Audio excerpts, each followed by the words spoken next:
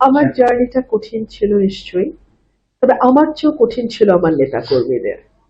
ধরুন, আমি যদি আজকে না জিততাম, আমাকে হয়তো আবার ঢাকায় ফিরে যেতে হতো, আমি আমার পেশায় ফিরে যেতাম।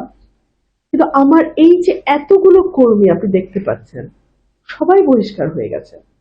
এই 17টা বছর তারা এত শ্রম দিয়েছে, এত কষ্ট করেছে, ঘরে ঘুমাতে পারে নাই। কত কত কর্মী আমার বহিষ্কার হয়ে গেছে। তারা তো কেউ কোনো কষ্ট রাখে নাই মনে।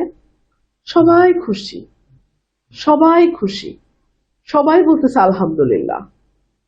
আমি এই ভালোবাসার ঋণ কিভাবে শোধ করব? এই ঋণ তো অনেক বড় ঋণ।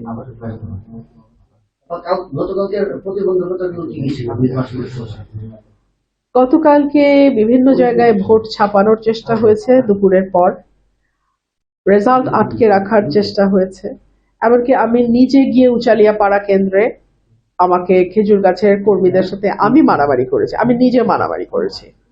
মারামারি করে আমি কেন্দ্রে ঢুকেছি, আবার ভোট গুনিয়েছি, কিছু ফলস ভোট ওখানে পেয়েছি।